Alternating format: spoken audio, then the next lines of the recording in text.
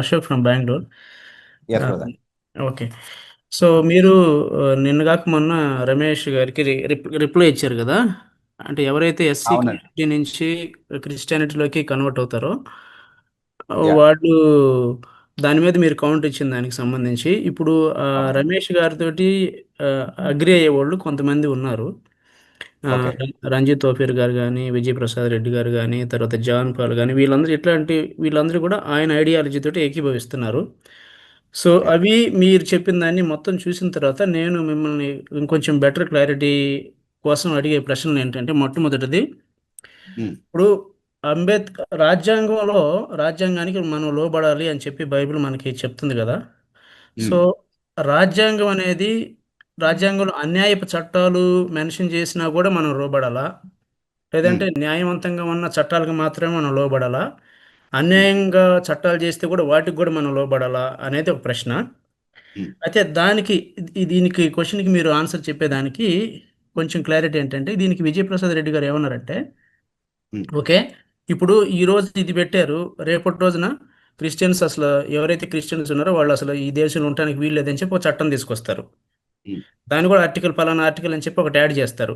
అప్పుడు దానికి ఉమ్, మీరు లోబడతారా? ఉమ్. ఇంకో ఓకే. సో ఇంకొక ఎడిషనల్ క్వశ్చన్, ఇప్పుడు క్రిస్టియన్స్ మనం ఎంప్లాయీస్గా జాబ్ చేస్తున్నాము.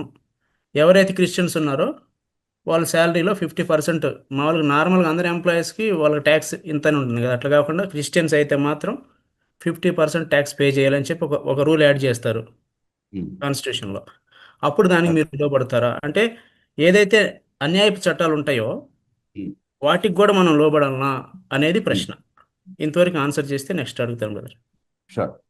Sure brother. సో నేను ఏ అన్యాయపు చట్టానికి లోబడమని ఎప్పుడూ ఎక్కడా చెప్పలేదు. ఓకే. అన్యాయపు చట్టానికి వ్యతిరేకంగా పోరాడమని చెప్పాను నేను. దానికి వ్యతిరేకంగా మనం పోరాటం చేయాలి, దానికి వ్యతిరేకంగా మనం నిరసనలు తెలియజేయాలి అని చెప్పాను. కానీ దాంతో పాటు ఏం చెప్పాను అని అంటే, ఏ అన్యాయపు చట్టానికి వ్యతిరేకంగా మీరు అన్యాయం చేయకండి. వాళ్ళు మోసగించారు కాబట్టి మీరు మోసం చేయకండి. వాళ్ళు అన్యాయం చేస్తున్నారు కాబట్టి వాళ్ళు అన్యాయంగా మీకు రాకుండా చేసేటటువంటి బెనిఫిట్స్ పొందడానికి అబద్ధాలు ఆడకండి. మీరు క్రీస్తును కాదంటే మాత్రమే మీకు ఇస్తామని వాళ్ళు చెప్తున్నటువంటి బెనిఫిట్స్ ఏవైతే ఉన్నాయో వాటిని తీసుకోవడం కోసం క్రీస్తును కాదనకండి అని చెప్తున్నాం. ఇప్పుడు వాళ్ళు అడిగేటటువంటి ప్రశ్నలకి, రేపు భారతదేశంలో ఉండకుండా చట్టం చేస్తే మీరు ఉంటారా అంటే, మీరు లేకపోతే వాళ్ళు వాళ్ళు బయటికి పంపించేస్తారు. వాళ్ళకి తెలిసి ఎలా బయటికి పంపించేసేయాలి. మీరేం లోబడక్కర్లేదు దానికి. అక్కడ దాకా ఎందుకంటే, అసలు యేసుక్రీస్తు ప్రభు అన్నాడు, ఒక పట్టణంలో వారు మిమ్మల్ని హింసిస్తే వేరొక పట్టణంలోనికి పారిపోండి అని చెప్పాడు. అంటే అన్యాయానికి లోబడమని నేర్పిస్తున్నాడా యేసుక్రీస్తు ప్రభు? కాదు కదండి. అన్యాయానికి లోబడడం కాదు, అది జ్ఞానయుక్తంగా ప్రవర్తించడం అవుతుంది. మీరు ఈ దేశంలో ఉండలేని విధంగా మీకు వ్యతిరేకంగా హింస ఒకవేళ వాళ్ళు ప్రేరేపిస్తే కనుక, చట్టబద్ధం చేస్తే కనుక దాన్ని, ఖచ్చితంగా ఈ దేశాన్ని విడిచిపెట్టి వెళ్ళిపోవడమే శ్రేయస్కరం. అది వాక్యానుసారమైనటువంటి విషయం కూడా. అది అన్యాయపు చట్టానికి లోబడ్డం ఎట్లా అవుతుందండి? అది మనల్ని మనం కాపాడుకోవడానికి జ్ఞానయుక్తంగా చేసేటటువంటి పని కదా. అయితే యేసుక్రీస్తు ప్రభువుని కాదని ఇక్కడ ఉండడం అయితే జ్ఞానయుక్తమైనటువంటి పని కాదు. నేను హిందువునే కాబట్టి నన్ను ఈ దేశంలో ఉండనివ్వండి అని చెప్పి రహస్యంగా క్రైస్తవ జీవితాన్ని కొనసాగించేటటువంటి విధానం, లేకపోతే ప్రభుత్వ అధికారుల దగ్గర మాత్రమే నేను హిందువునని చెప్పుకొని ఈ దేశంలో ఉండిపోవడం కోసం మన ఇళ్లలో మాత్రం మనం క్రైస్తవాన్ని పాటించడం అనేది న్యాయమైనదా అన్నది నేను అడుగుతున్నటువంటి ప్రశ్న. అది న్యాయమైనది కాదు, అది దేవుని వాక్యం ఎప్పుడు కూడా అంగీకరించట్లేదు. క్రీస్తు విషయమే అబద్ధాలు ఆడకండి. క్రీస్తు విషయమైనటువంటి నింద సహించడానికి, దాని విషయంలో మీరు చెల్లించాల్సినటువంటి మూల్యం ఎంతైనా సరే వెనకంజ వేయకుండా క్రీస్తును వెంబడించడానికి సిద్ధంగా ఉండమని వాక్యం మనకు నేర్పిస్తా ఉంది. కాబట్టి ఖచ్చితంగా నా దృక్పథం అది కాదు. అంటే అన్యాయపు చట్టానికి లోబడిపోండి అన్నది కాదు నా అభిప్రాయం. అన్యాయపు చట్టానికి వ్యతిరేకంగా పోరాడండి, కానీ అన్యాయాన్ని గెలవడానికి మీరు అబద్ధాలు ఆడకండి, క్రీస్తును కాదనకండి. అది నేను చెప్తుంది. ఇప్పుడు మీరు చరిత్రలో చూస్తే కనుక, హతసాక్షుల చరిత్ర మనం ఎంతో చదువుతున్నాం. ఫాక్స్ గారు రాసిన హతసాక్షుల పుస్తకం చదవండి. చాలాసార్లు వాళ్ళని చంపే ముందు వాళ్ళకి అవకాశం ఇవ్వబడింది. మీరు క్రీస్తును కాదంటే, మీరు క్రీస్తుకు చెందిన వారు కాదంటే మీకు బ్రతికేటటువంటి అవకాశం మేము ఇస్తామని వాళ్ళని ఎవరైతే హింసిస్తున్నారో వాళ్ళ చేత ఆ అవకాశం వాళ్ళకి ఇవ్వడం అనేది మనం చాలా సందర్భాల్లో చూస్తున్నాం. ఉదాహరణకు మీరు పాలీకార్ప్ యొక్క చరిత్ర చదివితే, జస్ట్ ఫర్ వన్ ఎగ్జాంపుల్, ఆయన చాలా ముసలి వ్యక్తి అనమాట. అప్పటి వరకు maybe was 90 years old or something, very old man. So ఎవరైతే ఆయనకు వ్యతిరేకంగా ఆయన సజీవ దహనం చేయబడాలని తీర్పు చెప్పాడో, ఆయన చాలా కనికరపడుతున్నట్టుగా ఆయన ఒప్పించి కాదు నువ్వు క్రైస్తవుడు కాదని చెప్పేసి, యేసుక్రీస్తు తెలియదని చెప్పేసి నేను విడిచిపెట్టేస్తామని చెప్పినప్పుడు ఆయన ఏమన్నాడంటే, నా ముసలితనం వరకు నన్ను ఆయన కాపాడుకుంటూ వచ్చాడు, నాకు వ్యతిరేకంగా ఏ ద్రోహము చేయలేదు, ఆయనకు వ్యతిరేకంగా ఆయన తెలియదని నేను ఎందుకు అబద్ధం ఆడతాను అని చెప్పి ఆయన కోసం నిలబడి చనిపోయినట్టుగా మనం చూస్తున్నాం. దాన్ని చూసి ఈరోజు మనం కూడా ఏమంటామంటే, హతసాక్షులు అయ్యేటటువంటి అవకాశం వస్తే కనుక నేను చావు వరకు కూడా ప్రభుకి నమ్మకంగా ఉంటామని మాట్లాడుతుంటాం మనం కదండి. కానీ జీవనోపాధి విషయంలో మాత్రం మేము నమ్మకంగా ఉండమను. అంటే ప్రాణం తీసుకున్నా ఇచ్చేస్తాం, కానీ మా జీవనోపాధి తీసుకుంటే మాత్రం యేసుక్రీస్తు ప్రభుని కాదంటాం, మేము క్రీస్తుకు చెందిన వాళ్ళం కాదని చెప్తాం. అంటే చర్చిలో చెప్తున్నాం కదా క్రీస్తుకు చెందిన వారమే అని, చర్చిలో క్రిస్టియన్ పేరే ఉంది కదా మాకు అని. అంటే అది కాదు విషయం. ఈ దేశంలో ఎక్కడ పోయినా మేము క్రైస్తవులమే అనే సాక్ష్యమే ఇస్తున్నాము అన్నది చాలా మంది చెప్తున్నటువంటి ఒక సమర్థన అన్నమాట. ప్రశ్న అది కాదు. నువ్వు మండల ఆఫీస్కి వెళ్ళినప్పుడు ఏం చెప్తున్నావు, ప్రభుత్వ అధికారులు తనిఖీలు చేయడానికి వచ్చినప్పుడు ఏం చెప్తున్నావు, నీ క్రిస్టియన్ ఐడెంటిటీని దాచిపెట్టడానికి ఎంత జాగ్రత్తలు తీసుకుంటున్నావు, నువ్వు హిందువే అని వాళ్ళకి నమ్మబలకడానికి ఎంత ప్రయత్నం చేస్తున్నావు, అవన్నీ దేవుడు చూడట్లేదా? అదంతా నిజాయితీయేనా? అదంతా క్రీస్తును పనంగా పెట్టడం కాదా? రేపు హతసాక్షి అవ్వాల్సినటువంటి అవకాశం వచ్చినప్పుడు ఈరోజు నీ జీవనోపాధిని కాదని లేనటువంటి వాడివి రేపు ప్రాణాలని మాత్రం యేసుక్రీస్తు ప్రభు కోసం పెట్టడానికి సిద్ధంగా ఉంటావా? అది ఆత్మవంచన కదా, మనల్ని మనం మోసం చేసుకోవడం కదా అలా అనుకోవడం కదండి. అంటే ఇప్పుడు ప్రాణం పెట్టడం కంటే చాలా కష్టమైన విషయమా ఇప్పుడు వీళ్ళు అడిగేది? కాదు కదా. అంటే ఇప్పుడు ప్రాణాలు తీసుకున్నటువంటి వాళ్ళు న్యాయంగానే ప్రాణం తీసుకున్నారా? క్రీస్తుకు నమ్మకత్వం చూపించేటటువంటి ప్రక్రియలో నేను చెల్లించాల్సినటువంటి మూల్యం ఏదైతే ఉందో దానికి కారణంగా నేను ఏవైతే నష్టపోతున్నానో అది అన్యాయపు చట్టానికి లోబడ్డామని ఎట్లా ఆరోపిస్తారు? అంతకంటే మూర్ఖత్వం ఇంకోటి లేదు కదండి. Okay brother. అంటే ఇప్పుడు మీరు చెప్పిన దాంట్లోనే నేను సెకండ్ పార్ట్ అడిగాను కదా. ఇప్పుడు రేపటి రోజున ఆ, ఎవరైతే క్రిస్టియన్స్ ఉన్నారో మీరు మీ శాలరీలో 50% ట్యాక్స్ పే చేయాల్సిందే క్రిస్టియన్స్ అయితే కనుక అని రూల్ వస్తే, then okay. What will you do అనేది. నాన్ క్రిస్టియన్స్కి ఒక స్లాబ్ ట్యాక్స్, క్రిస్టియన్ అయితే if you are Christian you have to pay this much tax అని చెప్పి, నాన్ క్రిస్టియన్స్కి ఒక ఒక ఒక స్లాబ్, మనకి ఇంకా దానికంటే ఎక్స్ట్రా స్లాబ్ పెడితే డబుల్ డబుల్ పెడితే then what will you do అనేది second part of that question, same question. Okay. So నేనేమంటానంటే మొత్తం తీసేసుకుంటానని చెప్పినా నేను క్రైస్తవుడిని కాదని మాత్రం ఎప్పుడు చెప్పను. దానికి వ్యతిరేకంగా పోరాడతాను, దానికి వ్యతిరేకంగా నిరసిస్తాను నేను సాధ్యమైనంత వరకు, నాకు సామర్థ్యం ఉన్నంత వరకు. ఓకే. కానీ అంతకుమించి ఏం చేస్తాను? ఇప్పుడు న్యాయస్థానాలు కూడా నాకు వ్యతిరేకంగా ఉన్నాయనుకోండి, చట్ట వ్యవస్థలన్నీ నాకు వ్యతిరేకంగానే ఉన్నాయనుకోండి, అప్పుడు నా ఉద్యోగం లాక్కుంటారు, నా ప్రాణాన్ని కూడా లాక్కుంటారు. అప్పుడు నేను ఏం చేయగలుగుతాను? ఏమీ చేయలేను. కాపాడుకోగలిగితే కాపాడుకుంటాను, కానీ యేసుక్రీస్తు ప్రభుని కాదని నన్ను నేను కాపాడుకుంటున్నానా? అది చాలా జ్ఞానయుక్తమైన విషయమా? Is it worth that much to lose Christ and have the world అన్నది ఎవరికి వాళ్ళు ఆలోచించుకోవాల్సినటువంటి విషయం. రక్షణ పొందినటువంటి ఏ వ్యక్తి కూడా యేసుక్రీస్తు ప్రభుని కాదని ఏ సౌకర్యాన్ని సంపాదించుకోవాలని ఇష్టపడరండి. సగం శాలరీ తీసుకుంటా అంటే ఏం చేస్తావు కాదు, పూర్తి శాలరీ తీసుకున్నా, నీ ప్రాణాలు తీసుకున్నా నువ్వు నమ్మకంగా ఉండాలి, అది నియమం. Okay brother. So Yes. You wanted to దీనికి add something? యా, సో దీనికి ఆ, వాళ్ళు అంటున్న ప్రశ్న ఏంటంటే, ఓకే ఇప్పుడు ఎస్సీ సర్టిఫికేట్ కాకుండా బీసీసీ తీసుకున్నా అసలు బీసీసీనే వదిలేసేసి కంప్లీట్గా ఇండియన్ క్రిస్టియన్ అని చెప్పి నేను కంప్లీట్గా దాన్ని కూడా వదిలేసినా కూడా సమాజంలో అయితే అన్టచబిలిటీ పోవట్లేదు కదా, నన్ను అలా తక్కువ కొనవాడే అని అన్నట్టుగా నన్ను చీప్గా చూస్తున్నారు కదా, నన్ను అంటరాని కూడా చూస్తున్నారు కదా, ఎంత త్యాగం చేసినా కూడా నాకు ఇంత తక్కువ చూపు వస్తున్నప్పుడు నేను ఎందుకు ఆ బెనిఫిట్స్ వదిలేయాలి, ఇట్స్ ఏ కాంపెన్సేషన్ అన్నట్టుగా అంటున్నారు వాళ్ళు. ఓకే. ఇప్పుడు బ్రాహ్మణ కులం నుంచి ఒక వ్యక్తి క్రైస్తవంలోకి వచ్చాడు అనుకోండి, అతను ఎట్లా చూస్తారో తెలుసా సమాజంలో? మాదిగోళ్ళ దేవుడిని నమ్ముకున్నావురా నువ్వు, కులం తక్కువడి అయిపోయావు, నువ్వు మా కులానికి చెందినోడి కాదు అని చెప్పి అప్పటి వరకు లేని వివక్ష అతని మీద చూపిస్తారు. కాబట్టి అప్పుడు అతను కూడా ఏదైనా కేటగిరీలోకి రావాలా, బీసీసీ అవ్వాలా, లేకపోతే ఇంకేదైనా తీసుకోవాలా? అవసరం లేదు. క్రీస్తు కొరకైనటువంటి నింద అనేది ఈ సమాజంలో ఉన్నటువంటి సామాజిక వివక్షను బట్టి మాత్రమే ఉండేది కాదు. అన్ని సమాజాల్లో, ప్రపంచంలో ఎక్కడైనా సరే క్రీస్తుని గురించిన నింద అన్నటువంటి మాట ఎందుకు ఉందండి అసలు వాక్యంలో?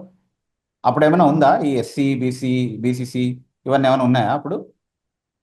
ఏమీ లేవు. కానీ క్రీస్తును అంగీకరిస్తేనే ఈ లోకం తిరస్కరించి ఏదో ఒక వంక మీ మీద వివక్ష తీసుకొచ్చేటటువంటి ప్రయత్నం అయితే ఖచ్చితంగా చేస్తుంది. మీరు ఏ సామాజిక వర్గానికి చెందినటువంటి వారైనా సరే ఖచ్చితంగా మిమ్మల్ని చిన్న చూపే చూస్తుంది. కాబట్టి క్రీస్తును నమ్ముకుంటే ఈ వివక్ష పోతుంది అన్నది is a myth created by the law it self. అంటే చట్టమే, ప్రభుత్వమే ఆడుతున్నటువంటి అబద్ధం ఏంటి అని అంటే, మీరు క్రిస్టియానిటీలోకి వెళ్ళగానే హిందూ మతంలో ఉన్నటువంటి వివక్ష మీ మీద నుండి పోతుంది కాబట్టి మేము మీకు రిజర్వేషన్ ఇవ్వమని ఏదైతే ప్రభుత్వం చెప్తున్నారో అది వాళ్ళు చేస్తున్నటువంటి అన్యాయాన్ని సమర్థించడానికి వాళ్ళు చెప్పేటటువంటి మాట. కానీ వాళ్ళు కూడా తెలిసిన విషయం ఏంటంటే అదేం వాస్తవం కాదు. క్రైస్తవులు అయినందుకు ఇంకా అడిషనల్గా there is a stigma that you carry in any society. So అదేం పరిష్కరించబడలేదు అన్నది వాళ్ళకు కూడా తెలుసు. ప్రాక్టికలీ అంటే వీళ్ళు కమిటీలు వేస్తున్నాము, మేము ఎంక్వైరీలు చేస్తున్నాము, అది ఇది అని అంటారు, కానీ ఏ కమిటీ వేసినా ఎంత చేసినా కూడా it will all be un unfair report usually. Or fair report ఇస్తే ఆ కమిటీనే క్వాష్ చేసేస్తారు, ఆ రిపోర్ట్నే పక్కన పడేస్తారు, దాని మీద ఏం యాక్షన్ తీసుకోరు, because it is not necessarily enforceable కాబట్టి సో ఆ రిపోర్ట్. దానికోసం యా కాదు బీసీసీ తీసుకోవాల్సింది బేసిక్ గా. యా దానికోసమని మీరు బీసీసీ తీసుకోండి అని చెప్తున్న వాళ్ళే ప్రభుత్వము చెప్తున్నటువంటి నాయకులు చెప్తున్నటువంటి అబద్ధాల మోసంలో పడిపోయారు. దానికోసం కాదు బీసీసీ తీసుకోవాల్సింది. నేను క్రైస్తవుణ్ణి అనే నా గుర్తింపుని నిజాయితీగా ప్రతి చోట నేను చెప్పుకోగలగడం కోసం, క్రీస్తుకు చెందిన వాడిని నేను అన్న నా గుర్తింపుని అలాగే నేను ఎక్కడైనా మెయింటైన్ చేయడం కోసం, ఇవి యాక్చువల్ రీజన్స్. ఇవి కాకుండా ఇప్పుడు మీరు ఏదైతే లేదంటే ప్రభుత్వాలు ఏవైతే మోసం చేస్తూ చెప్తున్నాయో, అబద్ధం చెప్తున్నాయో, అది రీజన్ కాదు. ఆ కారణం కోసం కాదు బీసీసీ తీసుకోవాల్సింది. కాదు, నాకు బీసీసీ కూడా అక్కర్లేదు, నేను ఓసీగా ఉండి క్రిస్టియన్ అని రాసుకుంటానంటే బేసిక్గా రాసుకోండి, ఎవరు అభ్యంతరం పెడుతున్నారు దానికి? దాంతో కూడా సమస్య లేదు.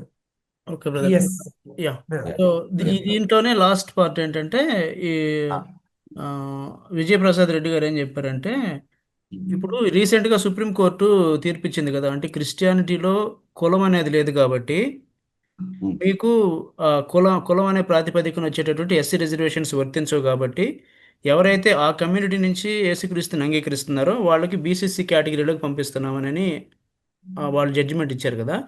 సో ఆయన ఎట్లా క్వశ్చన్ చేశారంటే దాన్ని, ఇప్పుడు ఎస్సీ అయినా కులమే, బీసీసీ అయినా కూడా కులమే. నిజంగా న్యాయస్థానం అనేది న్యాయంగా ఇచ్చే పని అయితే క్రైస్తవ్యంలో కులం లేదు అని చెప్పినప్పుడు నో క్యాస్ట్ సర్టిఫికేట్ ఇవ్వాలి కదా. క్యాస్ట్ లేదని సర్టిఫికేట్ ఇవ్వాలి, కానీ ఈ కులంలో ఉన్న తీసుకెళ్ళి ఇంకొక కులంలో పెట్టి ఎస్సీలో ఉన్నవాడిని తీసుకెళ్ళి బీసీసీలో పెడితే అది కూడా ఇంకొక కులమే కదా. అది కులం కాదు బ్రదర్, అది category. No but okay, point taken, still అది వ్యాలిడ్ పాయింట్, దానికోసం పోరాడొచ్చు, అది పోరాడాల్సిన పాయింటే, that is a valid point. Yeah no caste certificate ఇస్తే అప్పుడు హ్యాపీగా ఏ కూడా ఉండదు కదా, మనకి బీసీసీ కావాలన్నది కాదు మన ఇష్యూ ఇక్కడ. హిందూ అని రాసినటువంటి సర్టిఫికేట్ నాకు ఇవ్వకండి, నేను క్రిస్టియన్ అన్నది మన పాయింట్, అంతే. ఓకే ఓకే, సో ఏ సర్టిఫికేట్ లేకుండా నా క్రిస్టియన్ ఐడెంటిటీ నేను మెయింటైన్ చేసుకోగలిగితే, నో క్యాస్ట్ సర్టిఫికేట్ ఇచ్చినా నా క్రిస్టియన్ ఐడెంటిటీ నేను మెయింటైన్ చేసుకోగలిగితే ఫెంటాస్టిక్, అది ఇవ్వమని పోరాడొచ్చు మనం. ఓకే కానీ క్రిస్టియానిటీలో కులం లేదు కాబట్టి ఎస్సీలకు వర్తించేటటువంటి బెనిఫిట్స్ మీకు రావు అని చెప్పడమే యాక్చువల్గా అక్కడ ఉన్నటువంటి సమస్య. ఎందుకంటే రాజ్యాంగంలో ఉన్నటువంటి నియమం ఏంటి అంటే, ఏ మత ప్రాతిపదికన ఎవరికి ఎలాంటి ప్రత్యేకమైనటువంటి ప్రయోజనాలు ఇవ్వకూడదు అన్నది ఆర్టికల్ 15 ప్రకారం. ఓకే, సో ఆర్టికల్ 15 ప్రకారం ఇది ఫండమెంటల్ రైట్ కి సంబంధించిన, అంటే ప్రాథమిక హక్కులకు సంబంధించినటువంటి ఆర్టికల్ 15 అనేది. కాబట్టి ఆర్టికల్ 341లో ఉన్నటువంటి షెడ్యూల్ క్యాస్ట్ లిస్ట్ ని ఒకవేళ మత ప్రాతిపదికన ఒకవేళ తయారు చేసి ఉంటే కనుక, అలాగే తయారు చేశారు, అలా తయారు చేసినటువంటి లిస్ట్ ని ఆర్టికల్ 15 వెలుగులో కాస్ట్ చేసేయాలి అన్కాన్స్టిట్యూషనల్ గా. అది మనం కంటెంట్ చేయాల్సినటువంటి పాయింట్, అది మనం పోరాడాల్సినటువంటి పాయింట్. సో కాన్స్టిట్యూషనల్ వ్యాలిడిటీ లేనటువంటి ఒక ప్రెసిడెన్షియల్ ఆర్డర్ని ఎందుకు అప్హోల్డ్ చేస్తున్నారు? ఎందుకంటే ఫండమెంటల్ రైటే కదా అసలు మిగతా రాజ్యాంగం అంతటిని కూడా గవర్న్ చేయాల్సింది. ఫండమెంటల్ రైట్స్ని వయలేట్ చేస్తున్నటువంటి ఏది కూడా రాజ్యాంగంలో ఉండడానికి వీల్లేదు కాబట్టి అది క్వాష్ చేయాలన్నది మన కంటెన్షన్ పాయింట్ అయి ఉండాలి స్ట్రాంగ్గా. ఓకే, సో దాన్ని మనం యాక్సెప్ట్ చేయట్లేదు. అంటే రిలీజియన్ గ్రౌండ్స్ పైన నువ్వు ప్రత్యేకమైన ప్రయోజనం ఎవరికి ఇవ్వకూడదు కాబట్టి నువ్వు హిందూగా ఉంటే మాత్రమే ఎస్సీ బెనిఫిట్స్ నీకు వర్తిస్తాయి అని చెప్పడం కరెక్ట్ కాదు. ఇక్కడ ఒక విషయం అండి, ఇప్పుడు వర్ణ వ్యవస్థ అనేది, వర్ణ వ్యవస్థ నుండి పుట్టినటువంటి వృత్తులపైన ఆధారపడినటువంటి కులాలు అన్నవి హిందూ మతం నుండి వచ్చాయి, అది కరెక్టే. ఓకే, కానీ షెడ్యూల్ క్యాస్ట్ అనేది పూర్తిగా ఒక కాన్స్టిట్యూషనల్ సబ్జెక్ట్, అది మతపరమైనటువంటి విషయం కాదు. ఆ షెడ్యూల్ ఎందుకు వేశారు, ఆ లిస్ట్ ఎందుకు తయారు చేశారు అని అంటే, ఏ సామాజిక వర్గానికి సంబంధించినటువంటి వాళ్ళైతే వివక్ష అనుభవించారో వాళ్ళందరినీ కూడా లిస్ట్ అవుట్ చేసేటటువంటి ఒక షెడ్యూల్ అనమాట. సో ఆ లిస్ట్ నువ్వు తయారు చేసేటప్పుడు మతం అడ్డు రాకూడదు. ఆ సామాజిక వర్గానికి సంబంధించినటువంటి వాళ్ళందరికీ ఆ ప్రయోజనాలు వచ్చే విధంగా దాన్ని యాక్సెప్ట్ చేయాలి. అలా చేయకుండా నువ్వు హిందువులో ఉండి ఈ సామాజిక వర్గానికి సంబంధించినటువంటి వాడు అయితే మాత్రమే నీకు ఈ ప్రయోజనాలు వర్తిస్తాయని ఏదైతే చెప్తున్నారో అది కుట్ర అని చెప్తున్నాం మనం, అది అన్యాయం అని చెప్తున్నాం. దానికి వ్యతిరేకంగా పోరాడాలి, దాన్ని ప్రశ్నించాలి మనం, దాని కొరకు మనం నిలబడాలి ఐక్యంగా అన్నటువంటిది నా దృక్పథం. అంతేగాని అలా చేస్తున్నారు కాబట్టి నేను హిందువునని చెప్పుకొని నేను ఏ బెనిఫిట్ అయినా తీసుకుంటాను, క్రీస్తును కాదని అనే పొజిషన్ కూడా నేను తీసుకోవడానికి నాకు అడ్డు చెప్పకూడదు, నాకు అభ్యంతరం చెప్పకూడదు అని ఎవరైతే వాదిస్తున్నారో వాళ్ళకి వ్యతిరేకంగా నా పాయింట్, యాక్చువల్లీ నా కంటెక్స్ట్. థ్యాంక్ యూ బ్రదర్, అది ఇంతవరకు నాది క్లియర్ అయింది. Yeah thank you. Thank you. Thank you brother.